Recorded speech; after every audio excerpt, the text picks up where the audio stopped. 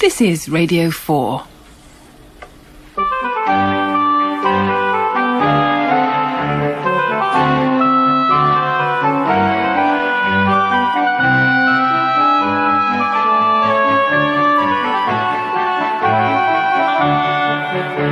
Faro's Daughter by Georgette Hare, dramatised by Kitty Black, with Sylvestra Touzel as Deborah Grantham and Nathaniel Parker as Max Ravenscar.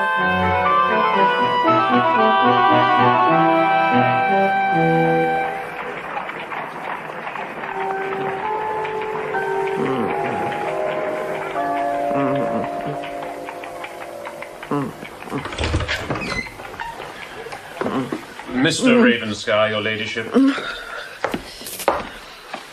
Max, I've been wanting to see you these 5 days. Where in the world have you been? At home, in the country. Oh, I hope you found your stepmama in good health. I didn't find her at all.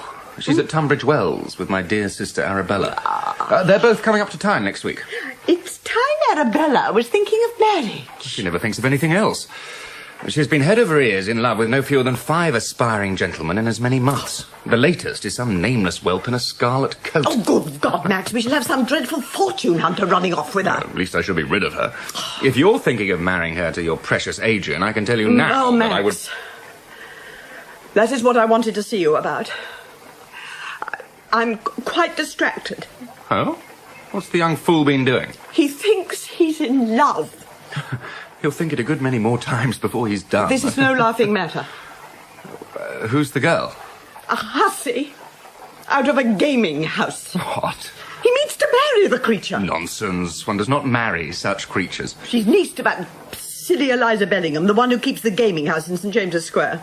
She was Ned Bellingham's wife, and we all know what Ned Bellingham was. Well, I must profess ignorance. Well, he's been dead these 15 years. Left her with a pile of debts, just as anyone might have expected. How does she fill her house? Discreet cards of invitation? Handsome suppers, any quantity of inferior wine? Yes. And the niece is one of the main attractions. I should like to strangle the abominable creature. Sally Repton tells me she's at least 5 years older than Adrian, and only fancy she presides over the tables in that horrid house. Sally says all the worst rakes in town go there. Sir James Filey, that dreadful Lord Ormskirk, who's apparently paying violent court to her. Ormskirk, eh? I thought better of Adrian. Well, you cannot blame him. What experience has he of such people? Besides, according to Sally, she's quite lovely. It would kill me if my son were to be caught by such a female. She'll have to be bought off. What figure were you thinking of? Well, I know nothing of such matters. I rely on you. Oh, she's a fool if she accepts less than 10,000. Max. Adrian is not precisely a pauper, my dear aunt. There is also the title. Oh. No, but you need not put yourself about, ma'am. He'll not be caught. What do you mean to do? Well, see the charmer for myself. St. James's Square, you say. Yes, but you know how careful these houses have to be on account of the law officers. I dare say they won't admit you if you have no card. Oh, my dear aunt, I shall be welcomed with open arms.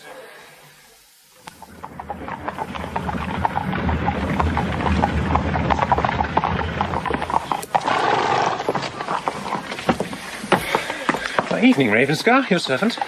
My dear Crewe, do I take it you're a regular guest here? At Lady Bell's, certainly. Then may I ask you to stand, my sponsor? With all my heart. I assure you that the play will be fair, the supper's the best in town, and the wine very tolerable.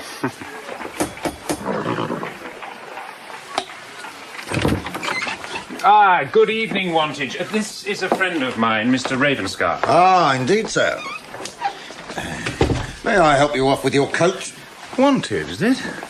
Were you ever in the ring? A boxer?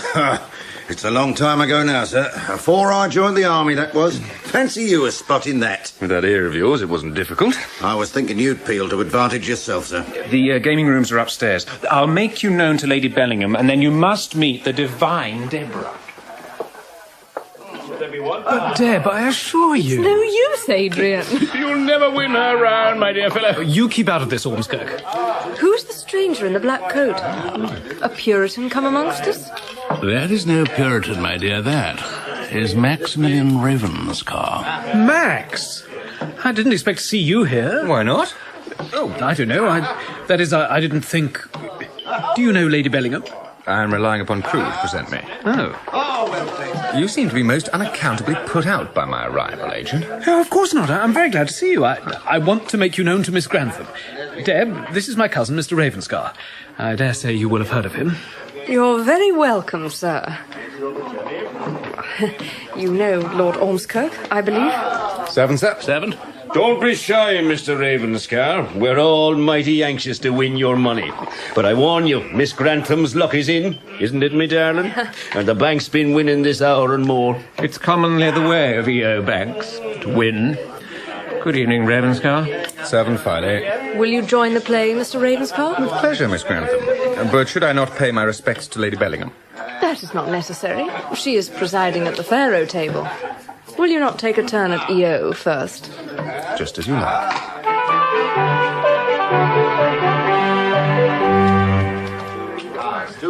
Lucius, come and take my place. I'm tired and want my supper. My dear. My lord, will you take me down?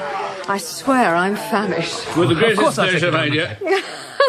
I'm overwhelmed. But indeed. Madam, you stand between two fires. Allow me to rescue you.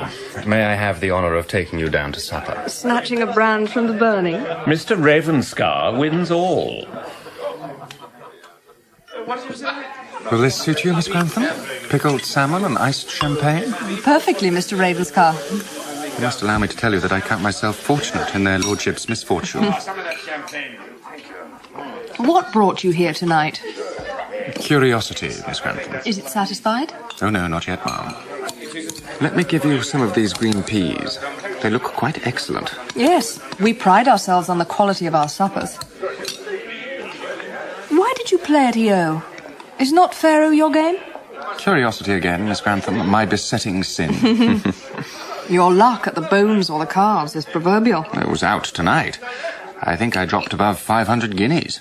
Oh, you don't care a fig for that silly game. I wish you may not break my aunt's Faro bank.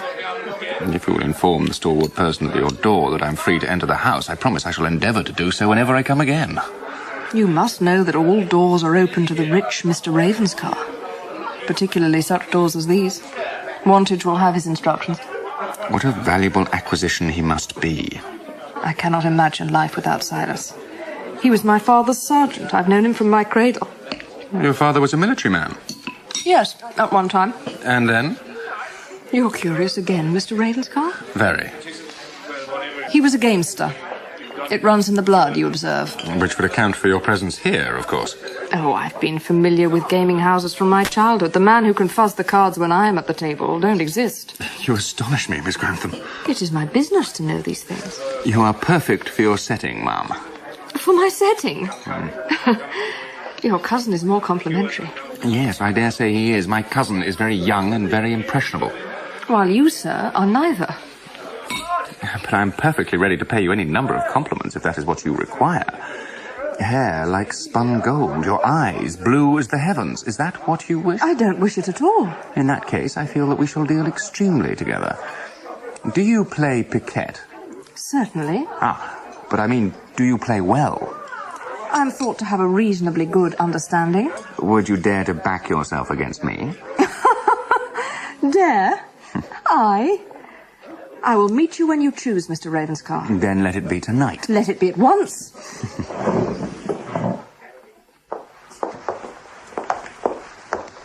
Oh, Deb, you've not finished supper already. Do come and drink a glass of wine with me. You're too late. Miss Grantham has promised to me for the next hour. For the next hour? Oh, come now, Max, that's too bad. You're quizzing me. Nothing of the sort. We're going to play a rubber or two of piquet. Oh, poor Deb. I shall come to your rescue presently. Now, Mr. Ravenscar, shall we adjourn to the card room?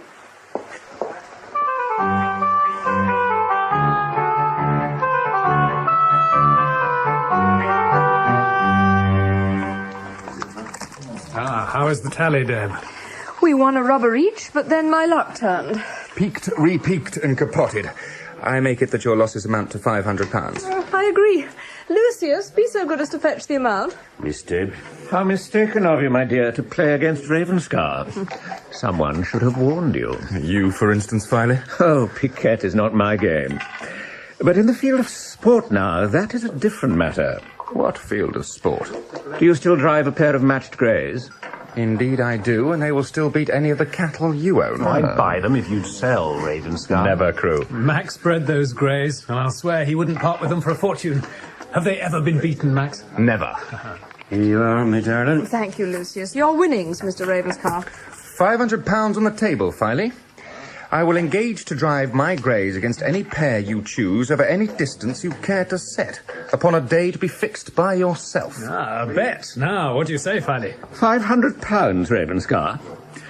You don't take me seriously. Oh, we multiply the stake, of course. Now I'm with you. Multiply it by what? 10. 5,000. I wouldn't accept. We all know your greys. You'd accept if I offered you odds. Gad's life, there's some pretty plunging in the wind. Do you take him, Filey? With the greatest readiness. You're very sure of your greys and your skill. Did you say you would offer me odds? I did. Careful, Max. You don't know what kind of pair he may be setting against your greys. What odds would you offer? 5 to 1. Oh, Max, you're mad. Or drunk. Nonsense. Are you serious? Never more, sir. Then by God, I'll take you. The race to be run a week from today, shall we say from Islington to Hatfield? Agreed? Agreed. We'll record this bet, gentlemen. Lucius. Waiter, fetch up the betting book. You think of everything, don't you, Ma'am? Indeed, Mr. Ravenscar. I pride myself that in this house we do. Your coat and hat, sir. Thank you. Ah, my dear Ravenscar, if you're going in my direction, will you bear me company? Willingly. So obliging of you, my dear fellow. Good night, gentlemen. Good night, Wantage. Good night.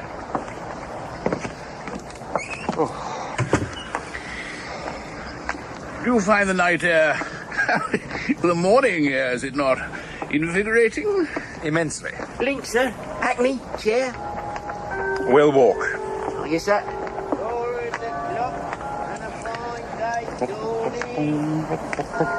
I recall a time when it was positively dangerous to walk the town at night.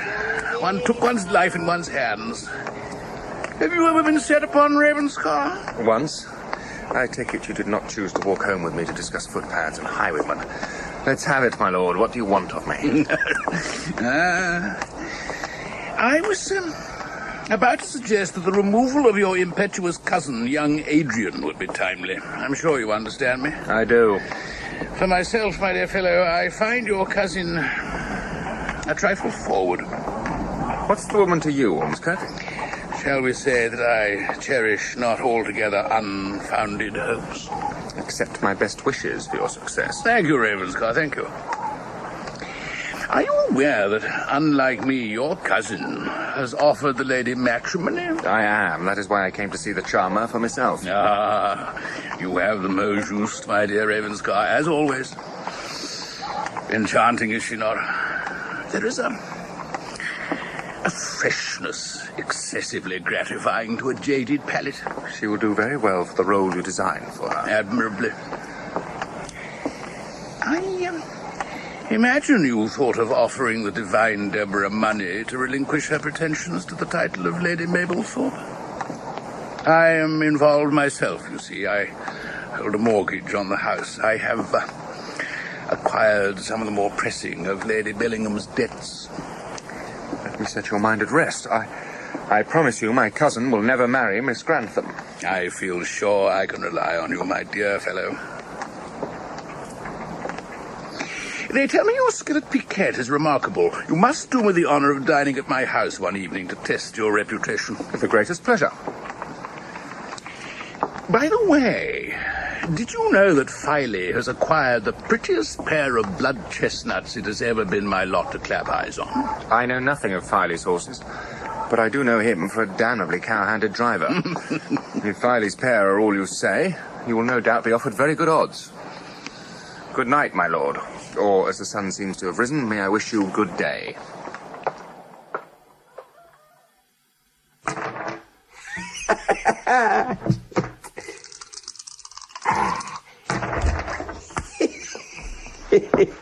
Oh, Lucius, I didn't know you were here. Good morning, me darling. Will you look at the fiend's own luck of me left hand now? Upon me soul, I can't lose. What's the trouble, me dear? Is it Ormskirk again? Or will it be the young suckling Adrian? It isn't either, at least no more than I'm used to. Lucius, what's to become of us? Why? What should become of you at all? My aunt is quite distracted. There are nothing but bills. Throw them in the fire, my dear. You know well that won't answer. We owe money to every tradesman in town, as well as that mortgage on the house. The Faro bank was broken twice last week. But it's quite impossible to make my aunt deal properly with business affairs. Sure and the luck with them again soon, me darling. Mr. Ravenscar has called, miss, and desires to see you. I've shown him into the Yellow Saloon. Mr. Ravenscar, you must be mistaken. Nothing of the sort, Deb. Faith, it's heaven's answer. He's fallen in love. Don't be a fool, Lucius. Then see what it is he wants. Very well.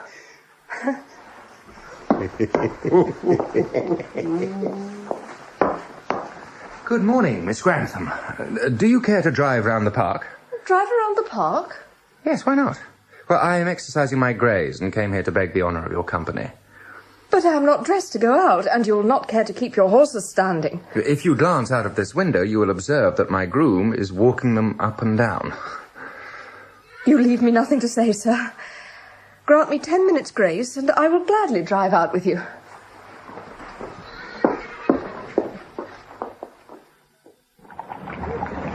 Are you comfortable, Miss Grantham? Very. Your carriage is beautifully sprung. Do you drive it in your race? Oh, no. I have an especially built racing coracle for that. Shall you win? I hope so. Do you mean to hazard your money on my greys? I must certainly do so. But I have never the least luck and shall very likely bring you bad fortune.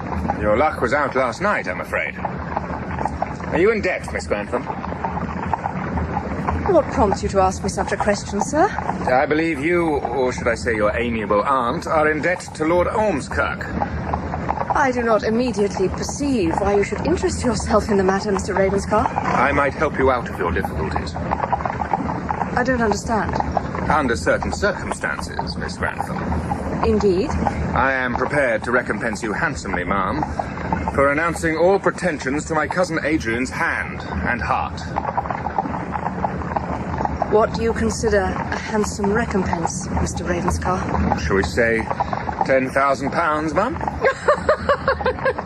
Really, sir? You trifle with me. You rate your claims high. Certainly. Your cousin is devoted to me. My cousin, Miss Grantham, is a minor. But only for another 2 months. If you refuse my terms, you will discover your mistake. Nonsense. Do be reasonable, sir. You cannot think me so big a fool as to let such an advantageous marriage slip through my fingers for the sake of a mere £10,000. Let me make it plain to you, Miss Grantham, that there is nothing I will not do to prevent my cousin's marrying a woman of your order. Very fine talking, sir, but in fact, there is nothing you can do. You will see, ma'am. I declare I have a great fancy to become Lady Mablethorpe. Women of your stamp should be whipped at the cart's tail. Why, how fierce you are. I dare say I shall make Adrian a famous wife. A wife out of a gaming house? One of Pharaoh's daughters? I have learned enough to assure me that no greater disaster could befall my cousin than to find himself tied to you. And is £10,000 all you are prepared to offer to save your cousin from this horrid fate? It would be interesting to know what figure you set upon yourself, Miss Grantham.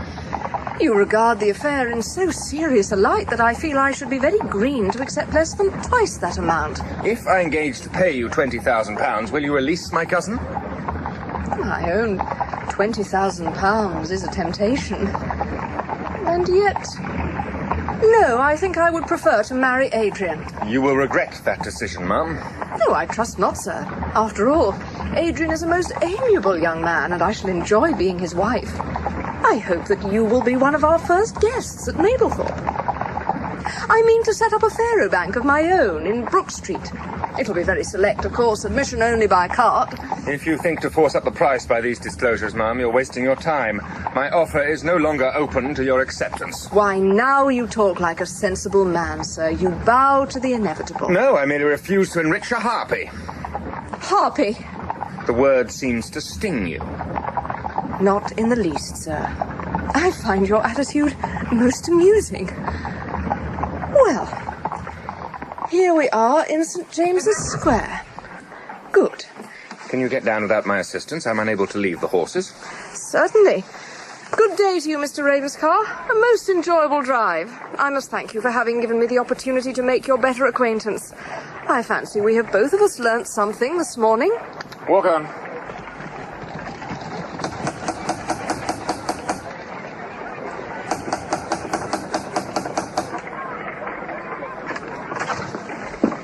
Waiting, Wantage. Oh, what's happened to put you into one of your tantrums, miss? I am not in a tantrum. Not in a tantrum? Oh, no.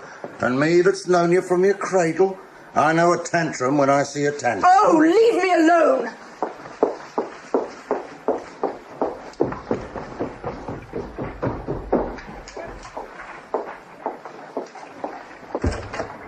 Oh, back already, my love. Oh, dear. What has happened? He is the vilest, rudest, stupidest, horridest man alive. But I will serve him out for this. I will make him sorry he ever dared. He shall grovel to me. Oh, I'm in such a rage. But what did he do? He came to rescue his precious cousin from my toils. That was why he invited me to drive out with him, to insult me. Oh, dear, I thought it might be that. Deborah Grantham is not a fit bride for Lord Mablethorpe. Oh, I could scream with vexation. Yes, my love. But what did Mr. Ravenscar do? He offered me £10,000 if I would relinquish my pretensions. My pretensions? To Adrian's hand and heart. £10,000? Oh. I must say, Deb, I call that very handsome. I said I should be very green to accept less than 20,000. Less than? Oh, well, where are my smelling salts? He must have thought you had taken leave of your senses. Very likely. Oh, no. So then I said that after all I preferred to marry Adrian. Mablethorpe? Instead of £20,000?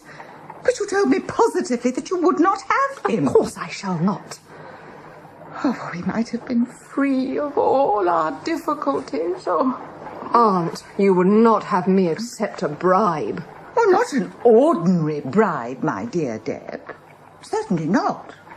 But 20,000... Oh, I can't say it.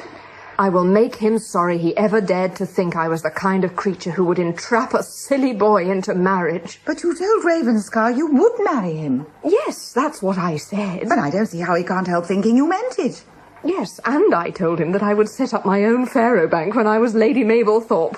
Deb, you were not vulgar. Yes, I was. I was as vulgar as I could be. Oh. And I shall be more vulgar presently. But why? To teach him a lesson. But what is the use of teaching people lessons? Well, to punish him. When he hears that Adrian is going to marry me, I dare say he will try to do something quite desperate. Offer you more money? If he offered me £100,000, I would fling it in his face. Oh, Deb, it is sacrilege to talk like that. I shall tell Adrian tonight that I agree to marry him. Of course, I shall not do anything of the sort. Deborah, it would be quite shocking to serve the poor boy such a trick. Yes, but I don't think he will really mind, Aunt Lizzie. Oh. I must find Lucius. I want him to come to Vauxhall Gardens tomorrow. Oh, no. The most shocking thing has happened, Max. I know it, Aunt. Adrian came round this morning to give me the news. You told me you would see the woman. I'm sorry, Ma'am. Miss Grantham will not be bought off. Oh. Is she dreadful? She is an impudent strumpet. Oh, I always knew she was hateful. Is she beautiful, or is that poor Adrian's folly? No, she is extremely handsome. Painted, has he? No, not painted. She has a pleasant way. Her manners are a little free, but not disagreeably so. Her voice is good. Her air and countenance quite distinguished. As far as appearances go, she will do very well. Have you taken leave of your senses? No, I haven't. I said as far as appearances go. Underneath, she is a harpy. Oh. Heaven help my poor boy. Heaven may or may not help him, Aunt. I most certainly shall. I wish I might see the woman. So you may, if you care to accompany my party to the gardens of Vauxhall tomorrow night. I promised my sister, Arabella, I would escort her to the Ridotto.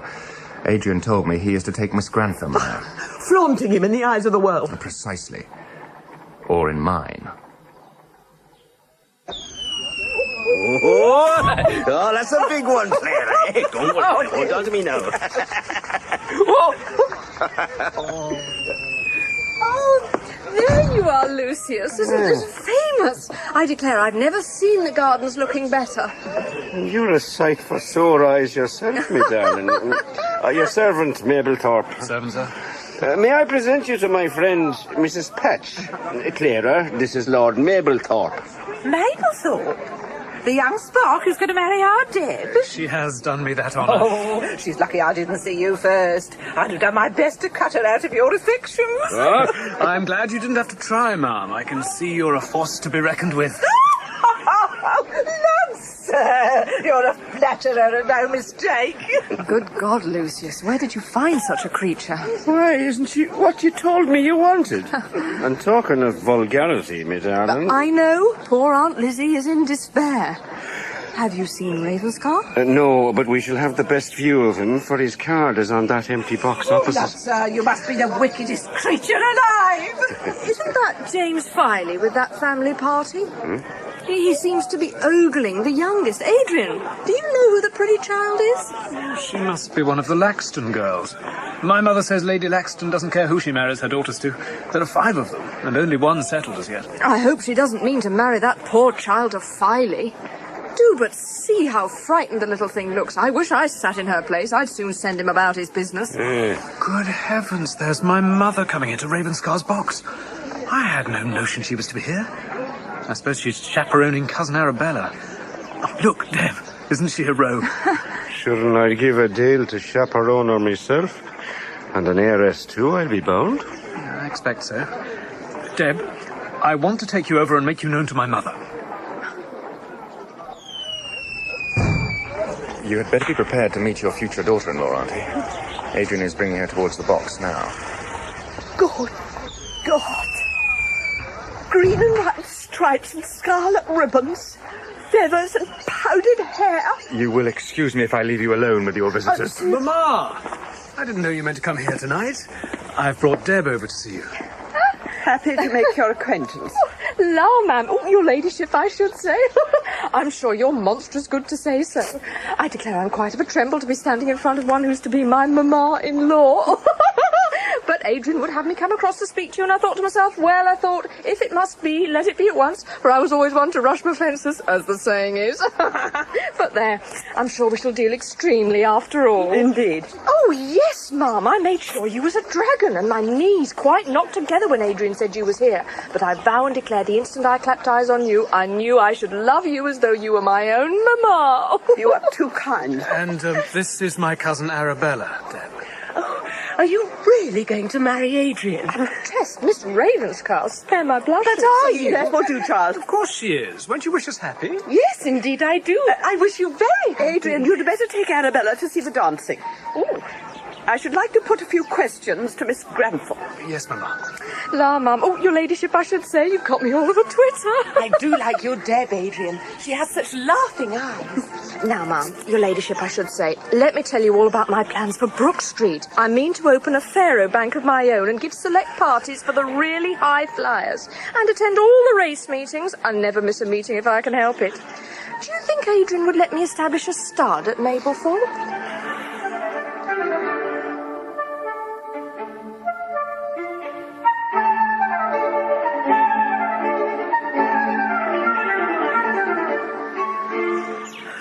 Thank God you've come back, Max. I feel I've been living through a nightmare. How could you say she's not vulgar? Whatever that creature wants must be paid. Whatever she wants shall not be paid. Her manner tonight was certainly assured in order to force up the price. I shan't let her marry Adrian. You may rely on that.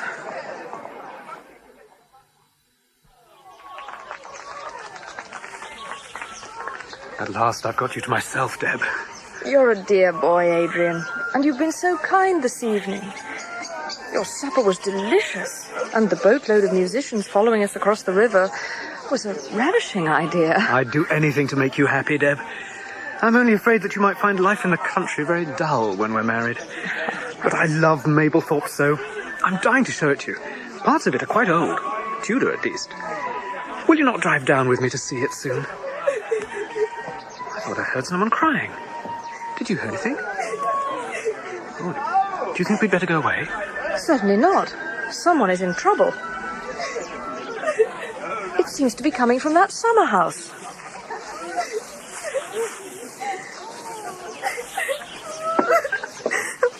Please go away. I can't go away and leave you in such unhappiness. Oh, no one can help me. I wish I were dead. Oh, dear, is it as bad as that? Well, won't you tell me what it is?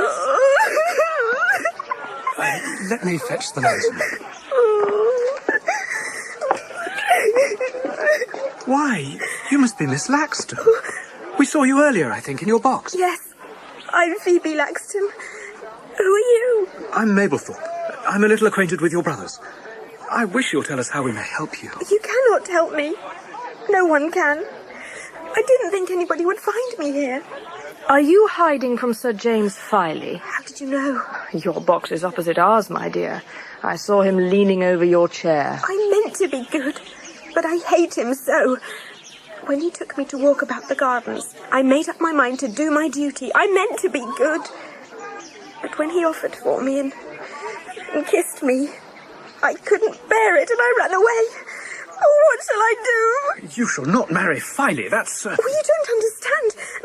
Mamma will make me. No one can make you marry against your will. You have only to be firm. Oh, you do not know my mamma. She will be so dreadfully angry. Even Papa said it is my duty. Sir James is so very rich, and he will make a most generous settlement, and only I'm so afraid of him. And when he kissed me, I knew I could not do it. I should think not, indeed. But is there no one who'll take your part? There's only my Aunt Honoria, but she lives in Wales and is a great invalid besides. I thought if I could only run away to her, she would hide me or contrive something. Papa is a little afraid of her, I think. And then I remembered I had no money, and it all seemed hopeless, and that was why I cried. Deb, can't we... It's horrible to think of such a child being tied to that devil. Do you mean you help me? We must take her away from here. You'll be quite safe with Miss Grantham until we can convey you to your aunt. Oh, will you really? I did not think anybody cared what became of me. How good you are. How very good. You must trust us. I promise you, Filey shall not trouble you again. I feel so safe with you. Now, Adrian, go back to our box and tell Lucius and Mrs. Patch that I have the migraine. Fetch my cloak, and then you shall escort Miss Laxton and me back to St. James's in a hackney. You can call round tomorrow morning to consider what is to be done. I've brought a friend home with me, Silas. You need not tell anyone that I'm in the house. Now, don't tell me you're not up to your tricks again, Miss Deb, for I wouldn't believe you. Never mind that. Tomorrow, Phoebe, I'll see about procuring some clothes for you. Oh, I never thought of that. To be sure, I have nothing in the world but what I stand up in. And I can't travel to Wales in a ball gown. No, my dear, I don't think you can.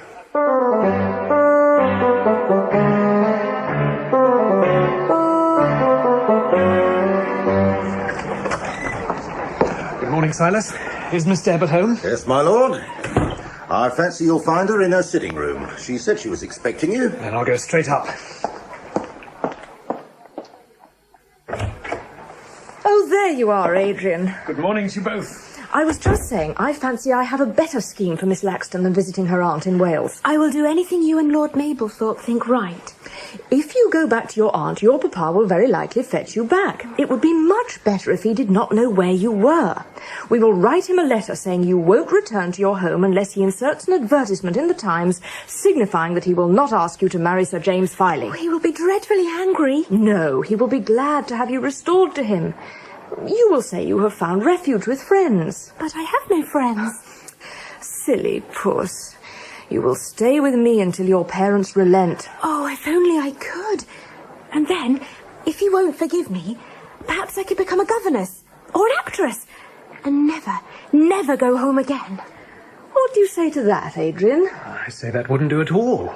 In that instance, we must find somebody to take care of you.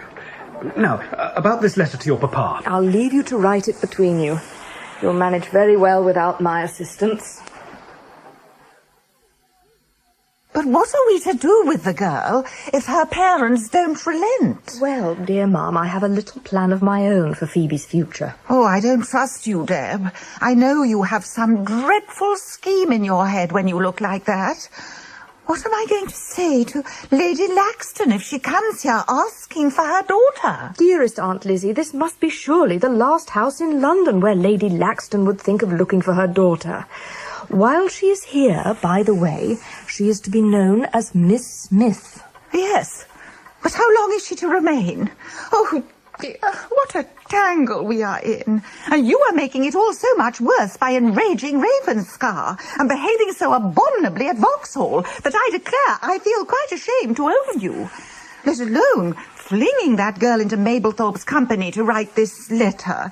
Oh, you may well lose your chances with him as well as the £20,000 you so recklessly refused. I think it would be a charming thing if Adrian were to fall out of love with me and into love with Phoebe. Oh, it might be a charming thing if we had £20,000.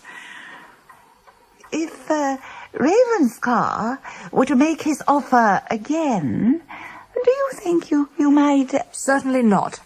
Besides, he assured me his offer was no longer open to my acceptance. I think he is going to try to worst me by some other means. Oh, good heavens! He might set about to ruin us. He would be a most dangerous enemy. And so am I. A dangerous enemy. Whatever he does, I shall counter with something worse. My dear Ravenscar, so good of you to take up my challenge so swiftly. I've been looking forward to our encounter all day. James, set those candles nearer the card table. Very good, Bring my us lord. another bottle of brandy and see that we're not disturbed. Very good, my lord.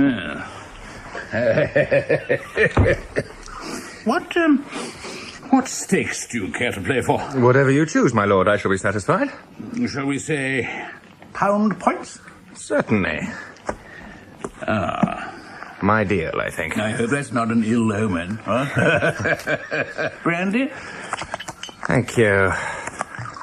Now, let me see. A point of 5. Good. 5. 14 kings. 19. A run of 3. Good. 22. 24.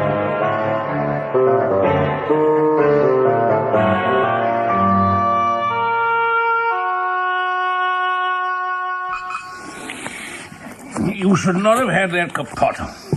You must be out of practice. A stupid error to have made. Do not hope for another like it. I don't. Such things really happen twice in an evening. Your deal, my lord? Thank you.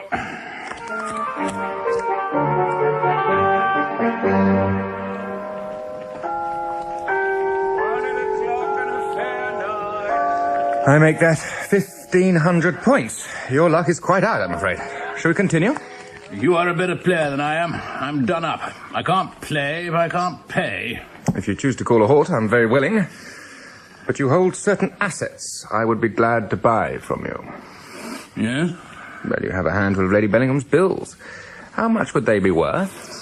About 1,500. And a mortgage on the house? What's your object, Ravenscar? I've told you. The mortgage is for 5,000. It may be worth something over 4. Well, I'll give you 5,000 for it. You are playing high for your young cousin's salvation, my dear Ravenscar. I'm acting for Lady Mablethorpe. I have the oddest feeling that you have some other motive in acquiring this hold over Deborah Grantham. I have a strong dislike of being worsted in a fight. Do not think me unkind if I say that I hope she worsts you again. It will do you so much good. Still no notice in the Times from the Laxtons, my dear? Not a word. Well, the girl cannot spend the rest of her life here. And unless Augusta Laxton has changed since I knew her, which I cannot credit, she will very likely be glad to be rid of at least one of her brood of daughters. My only fear is that she may hire the Bow Street runners to find Phoebe. Oh, my love, don't say such a thing. Just think of the scandal if the law officers were to come to this house. There's not the least likelihood of that happening. No one knows of any circumstances connecting me with Phoebe. A letter for you, Miss Deb. Oh, thank you, Silas.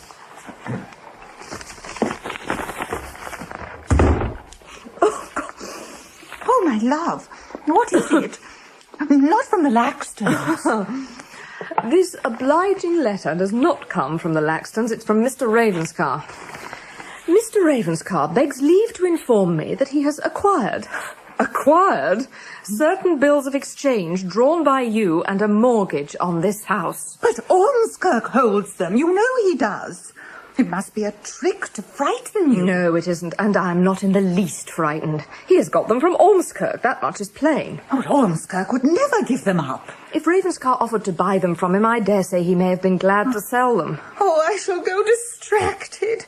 You must marry Adrian at once. I must get those bills into my hands. Oh, if only you would be a little conciliating. Conciliating? I mean to fight him to the last ditch. Well, what does he say in his letter? Why, that he will be happy to restore the bills to me in return for his cousin's freedom. How dare he insult me so? Oh, I will never forgive him. Well, I must say that is very handsome of him. To be sure, it's not as good as £20,000, but it would be a great relief to be rid of some of our debts. And if I don't agree, he will foreclose on you. Oh, the boot! I cannot possibly pay him. I shall end my days in a debtor's prison. You shall do nothing of the sort. I'll get those bills back and I won't give Adrian up. At least, I will really, but Ravenscar shall not know of it until he owns himself beaten. Oh, don't, Deb, I beg you. Why did he write to you and not to me? Because I made him so angry he wanted to punish me. But I will teach him a lesson, see if I don't. I must find Lucius. Lucius, I want you to help me, and Silas too. Faith, what devilment will you be up to now, me darling? You will not mind a little risk, will you? My sword's at your service, Deb. It has nothing to do with swords. I just want you to kidnap Ravenscar and lock him up in the cellar. Whose cellar? Our cellar. The trunk room would be best. It has a very stout lock and is not at all damp. You go beyond me, Deb. I want you to kidnap Ravenscar on Wednesday evening. Wednesday? No, be the powers, you can't do that, Deb. His race is to be run on Thursday. Exactly so. You may depend upon it. He will agree to anything rather than lose the race by default. Faith, me dear, if he didn't murder you and me too, he'd have the pair of us clapped up in jail. Nonsense. He would be too proud to admit to the world that one of Pharaoh's daughters had got the better of him. You may be right. Now, how are we to kidnap my fine gentleman? I thought you would be able to arrange it for me. Silas would help, and, We can't walk into his house or snatch him in the open street, my darling.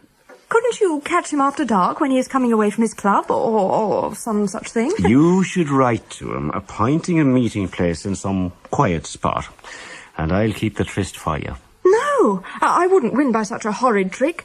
We must think of something else. I dare say you're right. You'd best leave the manner of it to me. And what am I to do about this wicked letter of Ravenscar's? Oh, you must play for time. Give me a pen. It will be better if I reply to it for you. What do you mean to say? How will this answer? Miss Grantham is obliged to Mr. Ravenscar for his letter and begs to inform him that she is astonished that any gentleman could address a defenceless female in such terms. I'm not defenceless. Wish now. She is persuaded that Mr. Ravenscar cannot mean to put his barbarous threat into execution. Since Lady Bellingham has done nothing to incur his enmity, Miss Grantham cannot but believe that a compromise might be reached and begs the favour of a reply to this suggestion at Mr. Ravenscar's earliest convenience. Very well. Mr. Ravenscar presents his compliments to Miss Grantham. And and desires to inform her that no compromise being in any way agreeable to him, he must beg her to make her decision within the next 3 days. There. I knew he wouldn't agree, Lucius. Only bring him here on Wednesday night. Never fear that, my dear. But how will you contrive to do it? Leave it to me, Deb. That's part of my business, now that the gentleman has shown himself so unsporting. If it wasn't you said Miss Deb wanted me to help you, I wouldn't be here. Telling a body to meet Miss Deb in a dark corner of the park like this, when she didn't know nothing about it. I wouldn't want to stand by when she hears the way you've been carrying on in her name. Sure, and she'll never know anything about it. Ravenscar's not the man to break a confidence. Put out that light now. I think I hear him coming.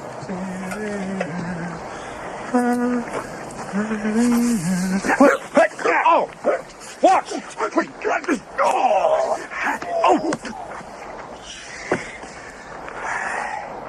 You hadn't ought to have done that. Hitting of him from behind. Don't stand there chattering, you fool. Help me to tie him up. Did you see the right he landed to my jaw? Aye. Fair rattled my bone box, I can tell you. Take his head, man. I'll take his legs. We'll have him safe hidden in the carriage before he comes round.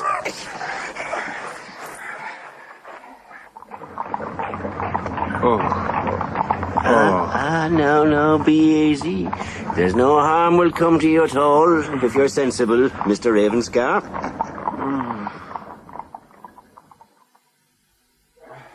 All right, Silas.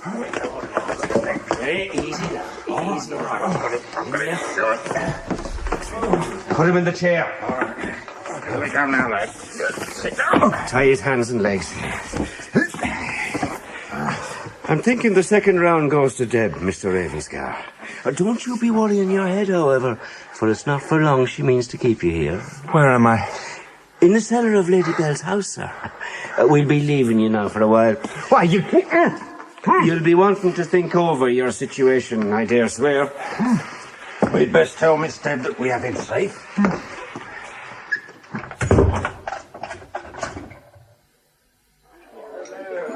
Evening, Aunt Lizzie. Oh, why, kids, nobody told me you were coming home. Where's my sister? Oh, she's about the house somewhere. Surprise for her. In truth, it was a bit of a surprise for me as well. My colonel had to come up to town on business, and I volunteered to act as his duty officer. Evening, Lucius.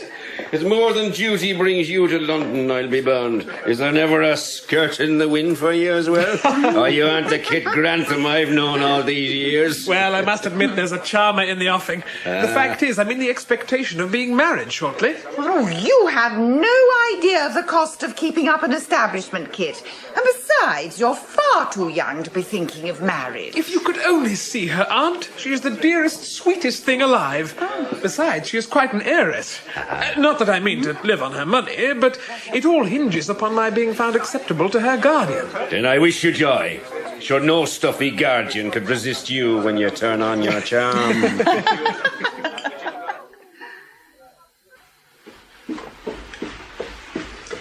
Silas, did you have any trouble? Oh, not to say trouble, Miss Deb.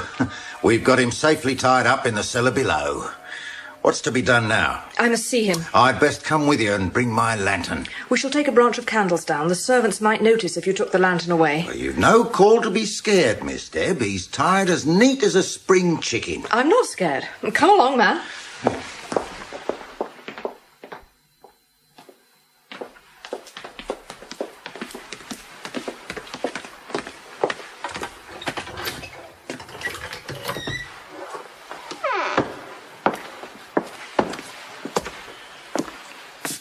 There was no need to tie that horrid thing around his mouth. No one would hear if he shouted for help. Untie it immediately, Silas. I'm afraid they handled you roughly, sir. Silas, fetch a glass of wine for Mr. Ravenscar. Miss Deb, you're too kind, ma'am. You did me the honour once of telling me that I should be whipped at the cart's tail. And do you expect me to beg your pardon? You will be disappointed, strumpet. You're not above taking advantage of me. You know very well I can't hit you when you have your hands tied behind your back. You amaze me, ma'am. I had not supposed you to be restricted by any consideration of fairness. You have no right to say so.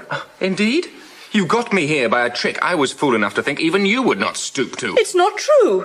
I used no trick. Then what do you call it? What of those heart-rending letters you wrote to me? I didn't.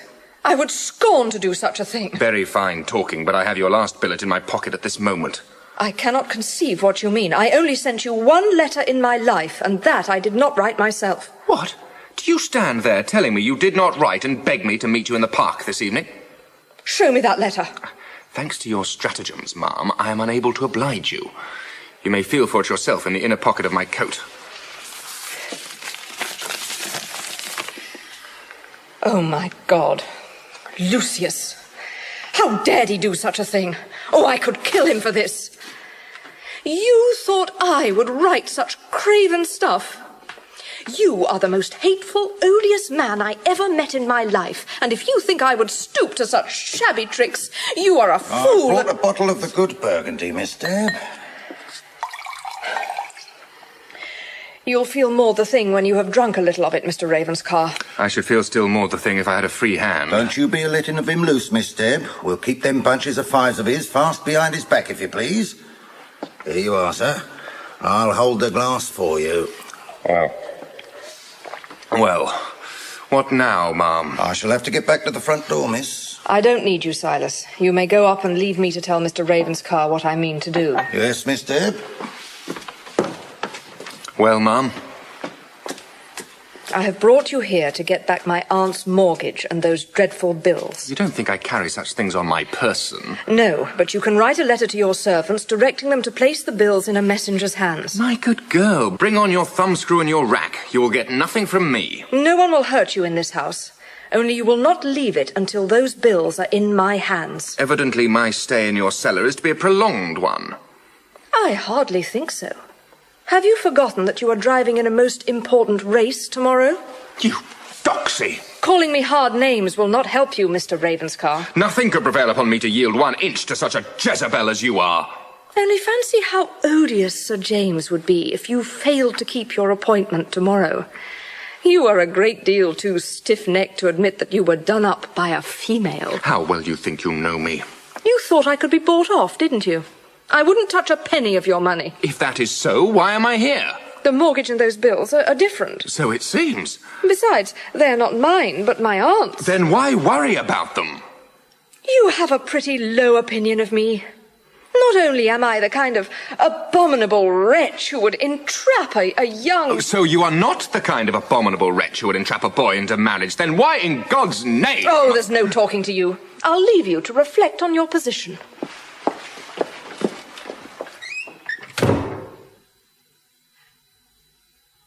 You must let me introduce you to all our regulars, Kit. Sir James, this is my nephew, Kit. Deborah's brother. Servant, sir? Servant. You've not seen Ravenscar, have you, Lady Bell? Oh, indeed. I hear he was pledged to dine with Crewe and some others tonight. They waited for him until past 8. No, he's not here. I trust he has not forgotten our meeting tomorrow. You may rest at ease on that score, Sir James. My cousin has never yet failed to keep a sporting engagement. Perhaps he has heard reports of my new team.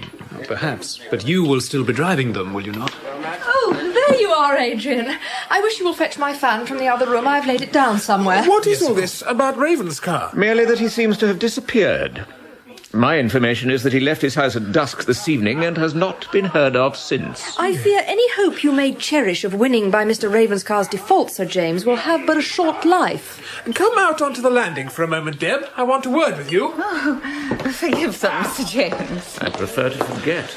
Has all this business about Ravenscar anything to do with you? Well, I didn't mean to tell you, Kit, but it's just such a joke as you will appreciate. I've had him kidnapped and locked up in the cellar here until he chooses to give up Aunt Lizzie's bills and the mortgage on this house. That's nothing for you to worry your head over. Do you realise what you've done? I'm in love with Arabella Ravenscar. I mean to marry her. Oh, Kit, I'm so sorry, but you could never have had the slightest hope. Thanks to your crazy conduct. Upon my soul, I believe you're mad. Where's the key to the cellar? In my pocket, where it will stay. Are you going to give me that key? I am not. Then I'll take it. Thank you. I'm sorry if I hurt you, but it's your own fault.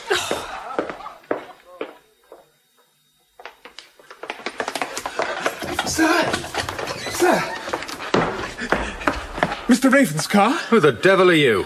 I'm Kit Grantham, Deborah's brother. I was never more shocked in my life. A brother? Oh, yes. Have you come to try to persuade me in your sister's stead? No, I never knew. I would never have permitted it. I've come to set you free. Nothing was ever so disgraceful, but you will forgive Deb, I know. Did she tell you that I have insulted her in almost every conceivable way? Oh, but I know how she talks when she is angry. Well, I did insult her. I don't rightly understand. But you cannot remain here. I will have you free in a trice. Keep your distance, you puppy. If you'd come to knock my teeth down my throat, I could better understand it. Well, I have the honour of being acquainted with your sister, Miss Ravenscar. I see. And you had hoped to ask my permission to pay your addresses to her. Is that it? Yes, that was it, sir. But there is not the smallest likelihood of my giving you permission to address my sister, and if you dare call at my house, I'll have you kicked down the stairs. You cannot mean to visit your anger upon me and Arabella in... If you had a spark of pride or courage, you'd be calling me out, not offering to set me free. Your sister's worth 10 of you, and she is a jade. But shan't I untie you? How came you by the key? I took it from Deb. Then take it back to her, with my compliments. Yes, sir. And don't forget to lock the door. Here, take this, with Mr. Ravenscar's compliments. What do you mean? I think he is mad. He means to fight it out with me. And so he shall. Well, Miss Grantham, what now? Why did you refuse to let my brother release you? Because I would not be beholden to him. He has not an ounce of spirit. Have you thought better of your rash words, sir? If you mean do I intend to give you back those bills, no. Sir James Filey is upstairs now, letting fall the most odious hints. Let him hint. If you do not race tomorrow, what excuse can you make that will not make you appear ridiculous? No idea. Have you any suggestions? I will allow you half an hour to make up your mind once and for all. If you mean to leave me alone, do me the favour of leaving a candle. Why do you want a candle? To frighten the rats. Good God! Are there rats? Dozens of them. Well, how horrible. I will leave you the candle, but do not think by that I shall relent.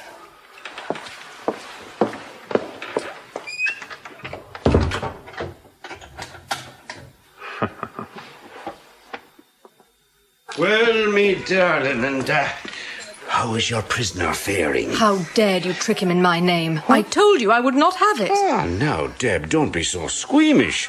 How was I to kidnap him at all without he walked into a trap? Well, I've given him half an hour to come to his senses. Have you seen Adrian? Oh, not for this past hour. Maybe he's slipped away home. I think I can guess where he has gone. You see, my poor brother Quentin is always backing the wrong horses. They fall down or cross their legs or something. That's why my mamma says it's so important for me to marry money. Yes, but it all depends on whose money. Why, I never worry about such things while I'm with you.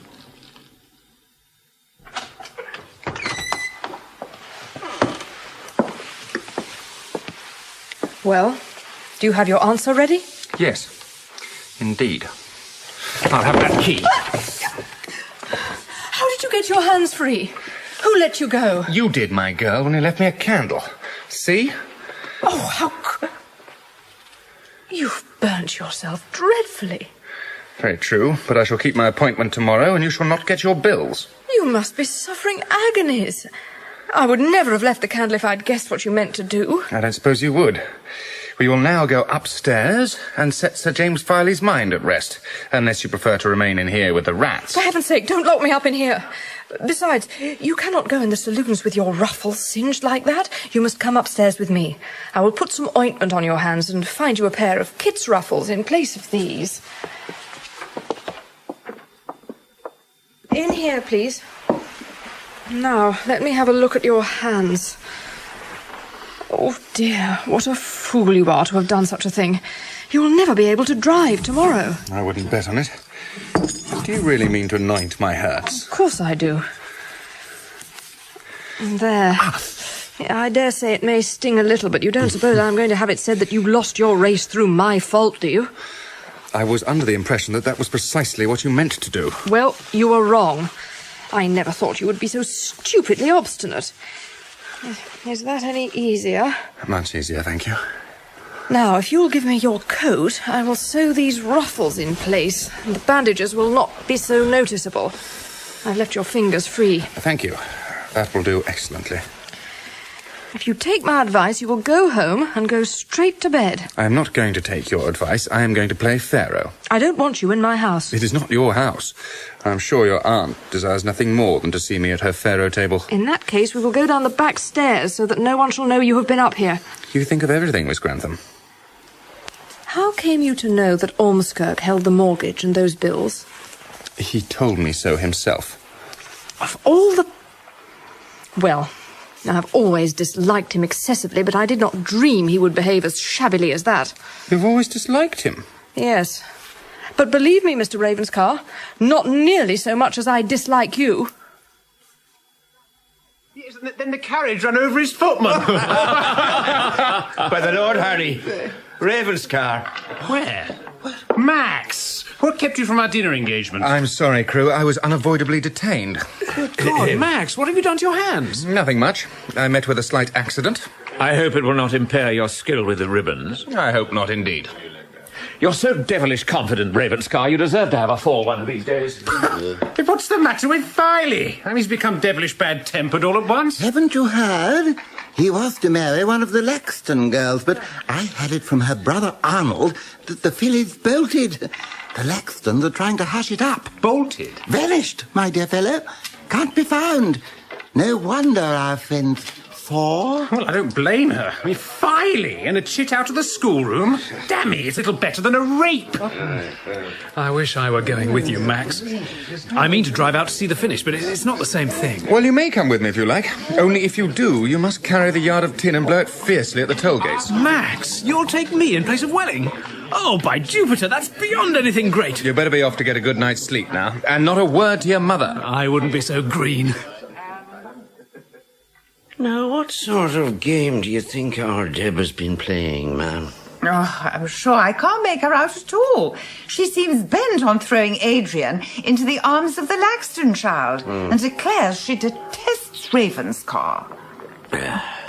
Ravenscar's a bird that lays golden eggs, ma'am, and it would be a pity, so it would, to let it slip through our fingers before we have one of those same eggs. Oh, I see no need for you to talk in that vulgar way, Lucius. But in the main, I agree with you. I'm thinking I'll be taking a hand in the game myself. But I do not see what you can do. As soon as he knows that Adrian is safely tied to Phoebe, there will be no longer the least reason why he should give us any money at all. Well, Lord Mablethorpe is not the only weapon to our hands, after all. I'll be bidding you a very good night, ma'am. Oh, Lucius.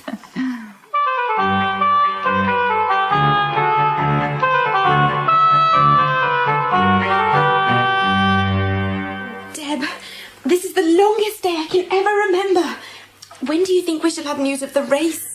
Well, I doubt if we shall hear much before 9 o'clock. They are sure to dine at Hatfield, and then they will have to settle wages and give an account of the race when they return to London. Oh, you don't think they could have met with an accident, do you?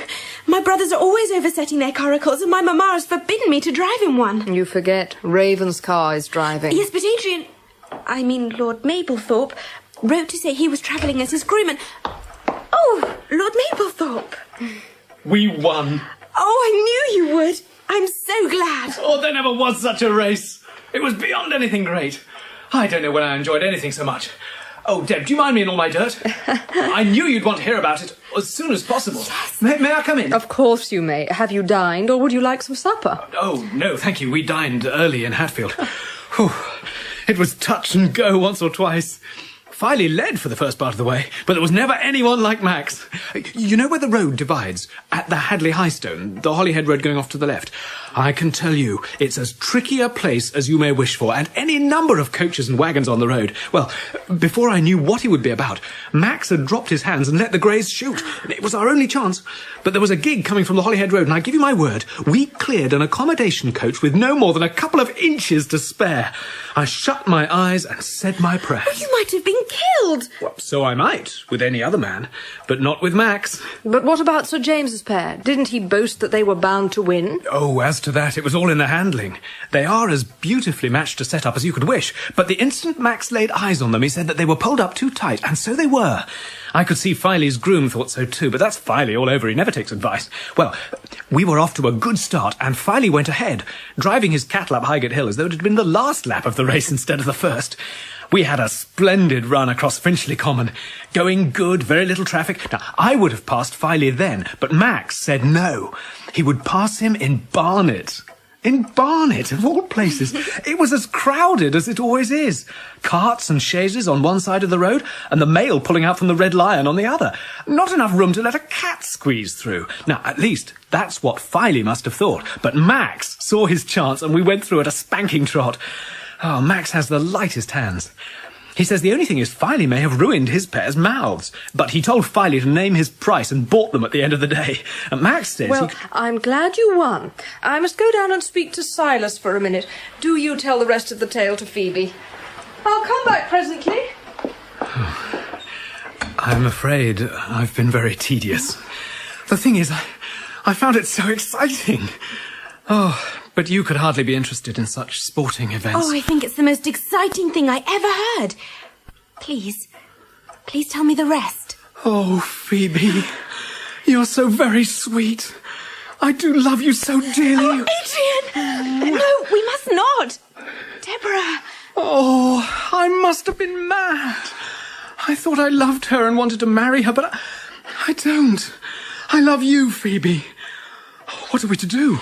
You will marry her, and I shall go into a nunnery or something. You'll soon forget me. I cannot marry Deb. We must tell her the truth. No, I implore you. How could I possibly steal you from her? I would rather die. But you didn't steal me. We didn't mean to fall in love.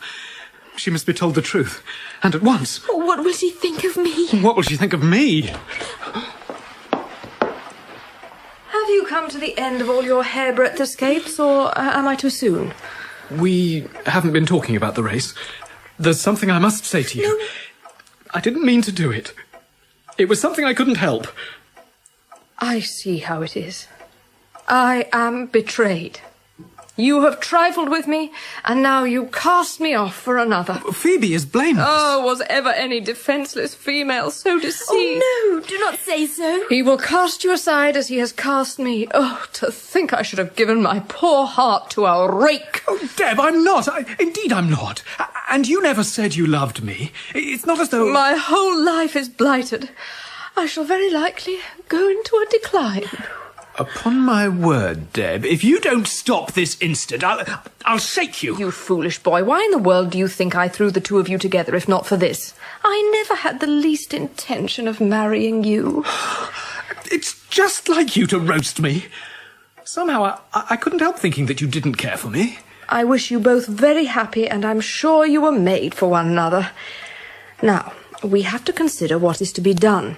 Your parents can have no objection, I imagine, to your marriage with Adrian. I'm not as rich as Filey. I haven't got half his wealth. You aren't precisely a pauper. I call it a very good match, and so, I am persuaded, will Lord Laxton. But Mamma will not care a fig for anything but the money. I shall call on Lord Laxton and offer for Phoebe with all the propriety in the world. But if he refuses his permission, I shall marry her out of hand, even if it means running away with her to Gretna Green. Bravo! Meanwhile, am I to keep her here with me, or do we send her to stay with her aunt? Oh, I'd forgotten her aunt. Oh, Deb, I believe I should journey into Wales to see her and to beg for her support. What do you think? It seems an excellent plan. She may well be able to assist you. Oh, you're the best of creatures, Deb. I don't know where we should be without you.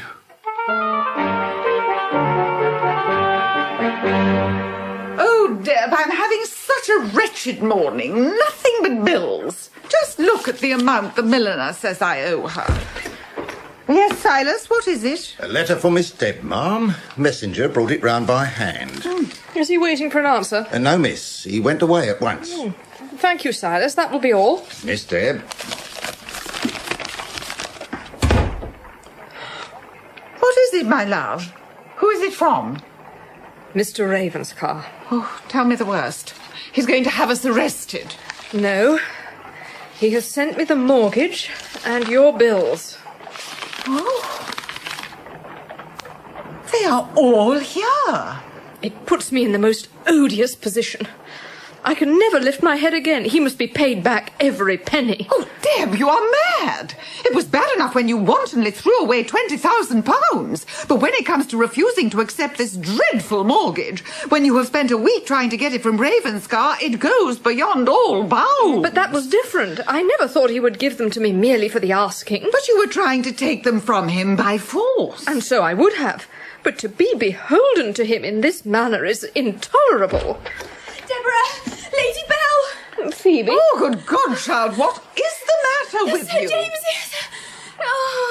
Oh, heavens, if it's not one thing, it's another. Untie her laces. Oh, where are the salts? Give her some hartshorn. Burn some feathers. My dear ma'am, have the goodness to bring me a little water and she will soon come around. Poor child, what can have happened? There, my dear. You're better now, are you not? Oh, don't let him come in. No one shall come in. Now, drink this, and then you will be better. Oh, for heaven's sake, child, don't start crying. Sir James Filey! He saw me. I was at the window watching for Adrian, and I drew the curtain aside, and there was Sir James looking up at me. Do you think he recognised you? Oh, I'm sure of it. He stood there for a moment, and then he went away. He will have gone to my father. Oh, what shall I do? I dare not stay here another minute. Papa will come and fetch me, and Mamma too, very likely. It is... I will say this for you, Deb. You may lock people up in cellars and fling thousands of pounds in their faces, but you don't cry. Ah, Mablethorpe, come in this instant and do something. Good God, what is the matter? Adrian!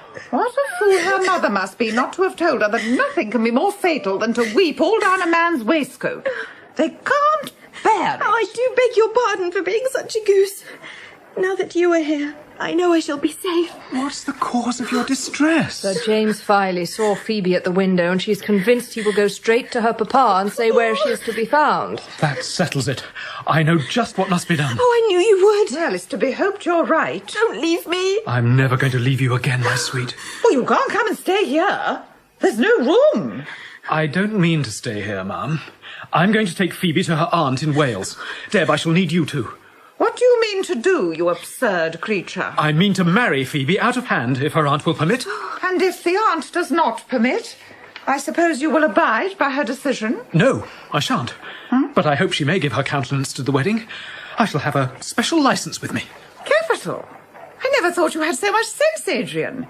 You will be able to put a notice in the Times saying that Phoebe was married from her aunt's house. Where does she live, my dear? Welshpool, Mum. Oh. In Montgomery. And I'm sure my aunt will be more than willing to approve of my marriage to Adrian. I shall inform my mother that I'm going into the country for a few days shooting with some friends. I will hire a chaise. Deb, you'll come with us, will you not? I shall ride beside you, of course. So I am to play proprietor, you mean? And what is to become of me at the journey's end? I shall bring you safely back to town. I've thought it all out. Once the knot is tied, I shall leave Phoebe in her aunt's care and return to London to inform her parents and my own mother of the event. I see, you have it all planned. I must scribble a note to someone, telling them that I shall be out of town for a few days, and then we'll make ready to set out. And if Augusta Laxton or half a dozen like her want to know where you have gone, I give you my word I shall be perfectly able to fob them off. Good evening, Ormskirk. I thought you visited Brooks as seldom as I visit White's. Now, see here, Ravenscar, let me tell you, I cannot congratulate you on the use you made of certain bills which I sold you. May I know how you are aware of what use I made of them? Inference. Just inference. I'm far from understanding what you mean. We are, of course, discussing your cousin's wife. Or should I say his enchantress? My cousin is not married, nor is likely to be. He's staying with friends in the country. My dear Ravenscar, I'm afraid you've been duped. In what way? Samson was here earlier this evening. He'd been staying in Hertford and changed horses at the Green Man at Barnet. He had an excellent view of a post-chaise and four heading north. North, you understand? Go on. He assured me he recognized Deb Grantham with a young woman beside her, presumably her maid, and there was a quantity of baggage strapped on behind the chaise. Very possibly. Miss Grantham has gone into the country for a few days. She sent me a note to that effect. And were you aware that your cousin had the intention of accompanying her? Do you tell me that Mablethorpe was with Miss Grantham? Apparently he was riding beside the chaise. I did mention that they were travelling north, did I not? Do you infer that my cousin was eloping to Gretna Green with Miss Grantham? It seems a fair inference. It's a damned lie. You should know better than I, my dear son. Miss Grantham has no more intention of marrying my cousin than she has of becoming your mistress. I only hope you may be proved right. For myself, I fear I am a cynic and tend to think the worst of people always.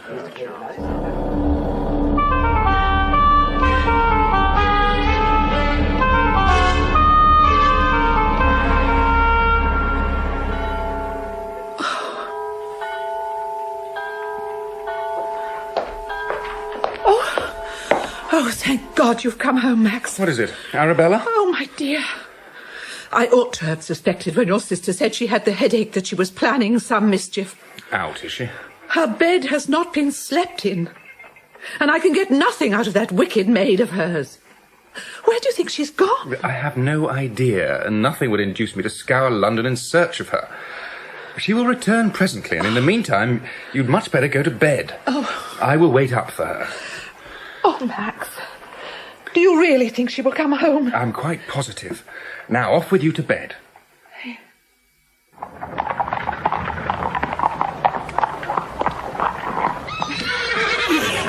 Here you are, me charmer. Safe and sound, not a mouse stirring. Oh, it was such an adventure. My maid will be waiting. No, you must go before she opens the door. Walk on.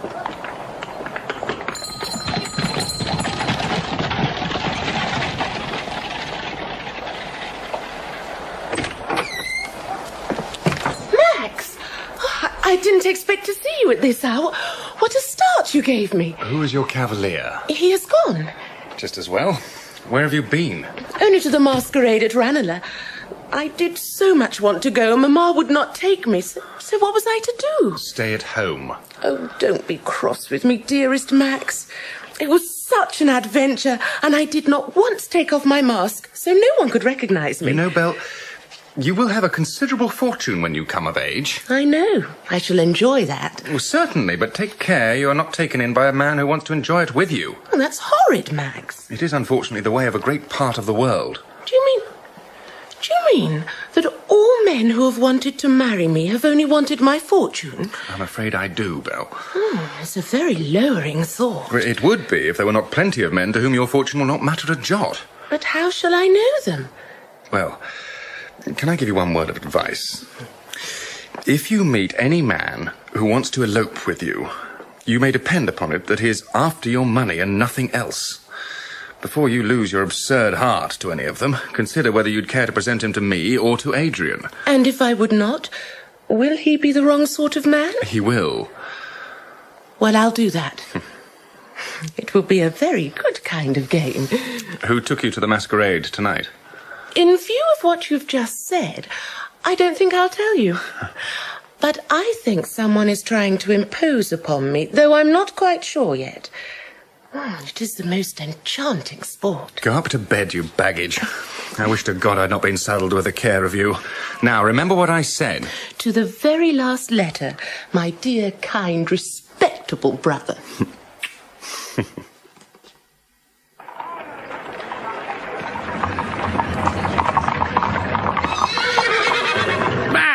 Max, what luck to run into you like this. So, you're back at last? Yes, this instant. I've just set Deb down in St. James's Square. I'm on my way back to Brook Street to see my mother. Oh, Max, I'm the happiest man alive. I've so much to tell you. I thought you were shooting with Tom Waring. I know, but it was not so. Max, I'm married. Married? I knew I should surprise you. I'll come round and tell you all about it later.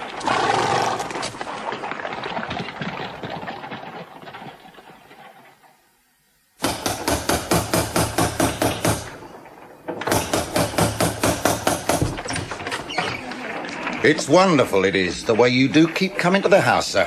As though there hadn't never been what you might call unpleasantness. Desire Miss Grantham to accord me the favour of a few words alone. I'm not sure Miss Deb is receiving visitors today. Take my message to her at once. No, don't bother. Did you want to see me, Mr. Ravenscar? Perhaps we should go into the small drawing room.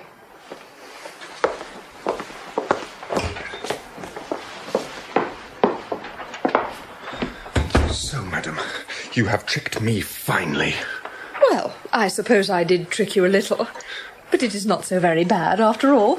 I thought I had been mistaken in you. By God, the only mistake I made was giving you credit for a little common sense. A drab from the stews would not have behaved as you have. You jade! It may not be a brilliant match for Adrian, but you will see how well it will answer. No, that I shall not. No power on earth will make me accept such a disgraceful misalliance. This is nothing but the stupidest prejudice. I warn you, if you value his regard for you, do not talk to Adrian in this vein. He will very likely call you out for refusing to acknowledge his wife. His wife, my God, his wife! Do not come browbeating me, Mr. Ravenscar.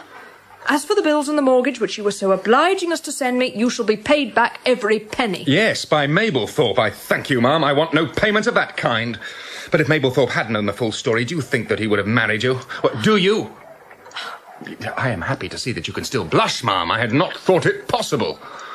And how did you know that I had married Mablethorpe? He told me so himself.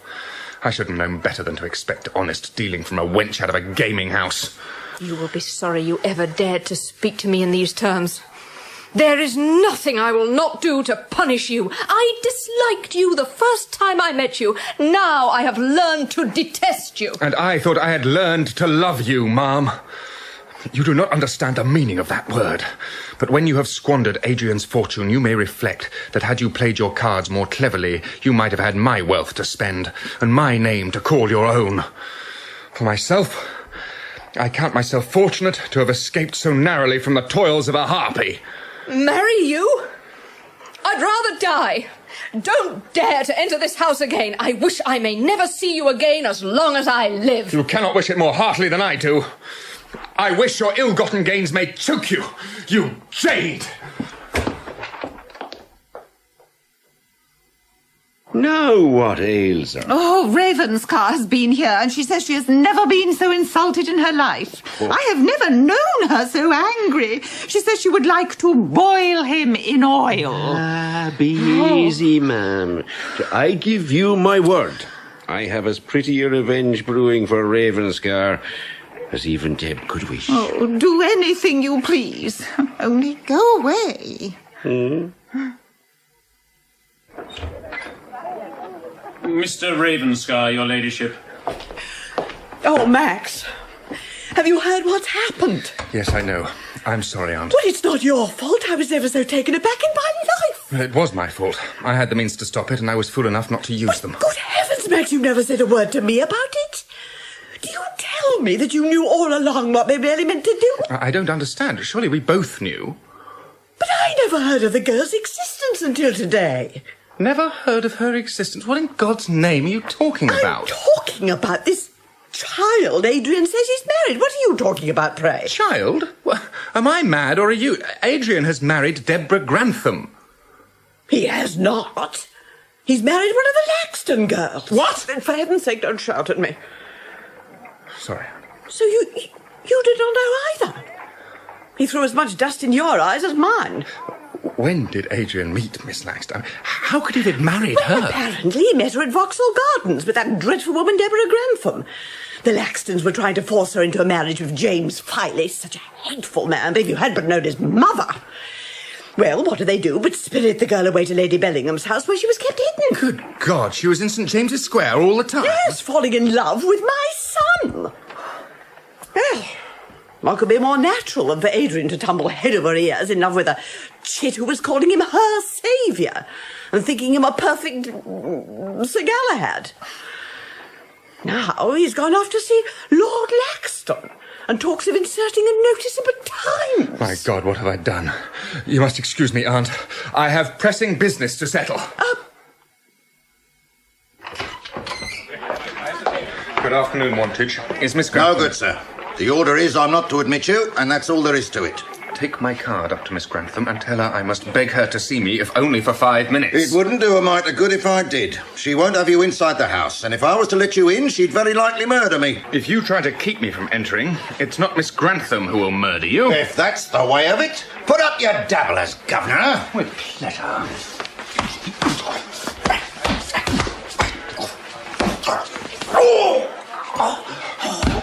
I owed you that.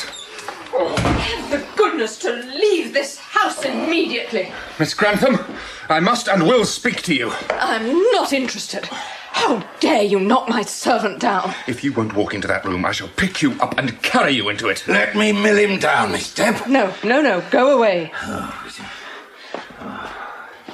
If you have anything to say to me, sir, say it and then go. I have come to beg your pardon. You need not have been to so much trouble. If I had not been crazy with jealousy, I should never have said what I did. I love you. I want to marry you. I can scarcely conceive of a worse fate. Forgive me. If you touch me again, I shall scream. I have met many men in my time who I thought odious, but none, believe me, none whom I hated as much as I hate you. I trust I make myself plain, sir. Yes, perfectly plain, Mum. I will relieve you of the annoyance of my presence. Your very obedient servant. Oh, Deb! What on earth is the matter? I'm sorry I broke your vase, Aunt Lizzie. It was all Ravenscar's fault. But now let us forget all about him and be comfortable again. Oh, Lucius Kennet has sent you a note. I meant to give it to you earlier. Thank you. When did this arrive? Why was it not brought to me instantly? It was brought round last night, but you said you wouldn't see anyone. What does it say? I cannot tell you. Lucius has done something so dreadful. Oh, no. Aunt Lizzie, I must go out immediately. Pray tell Silas to order the carriage. No, I'll take a hackney. I've not a moment to waste. Oh.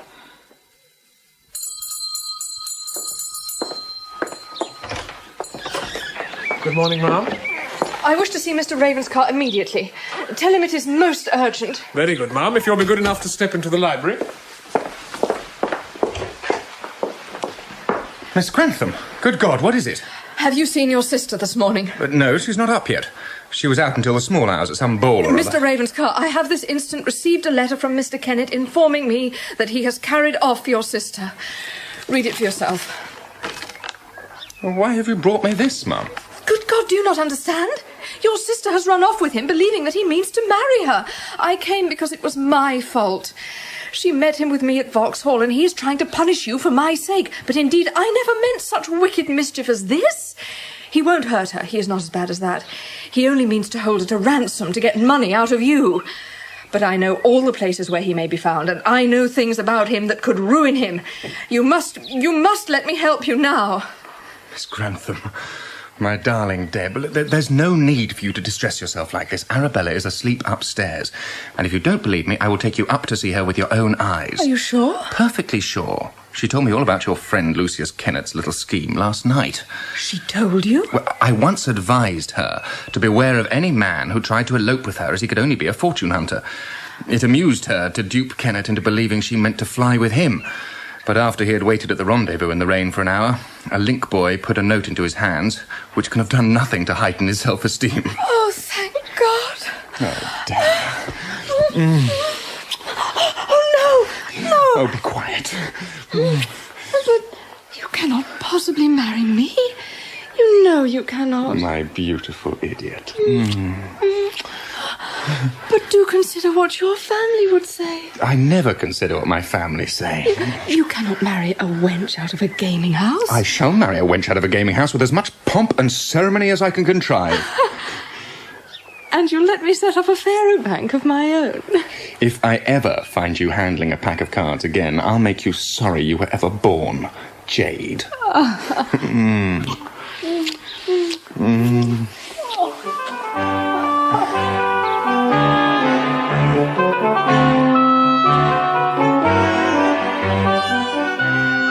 The part of Deborah Grantham was played by Sylvestra Touzel and Max Ravenscar by Nathaniel Parker.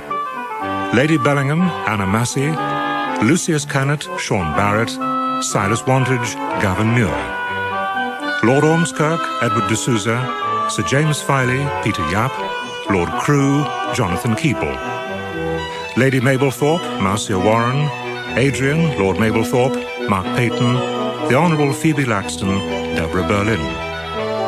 Kit Grantham, Oliver Senton, Arabella Ravenscar, Becky Hindley, Mrs. Patch, Tessa Worsley. Music by Trevor Allen Davis. Faro's Daughter by Georgette Hare was dramatised by Kitty Black, directed by Jane Morgan, and produced by David Hitchinson.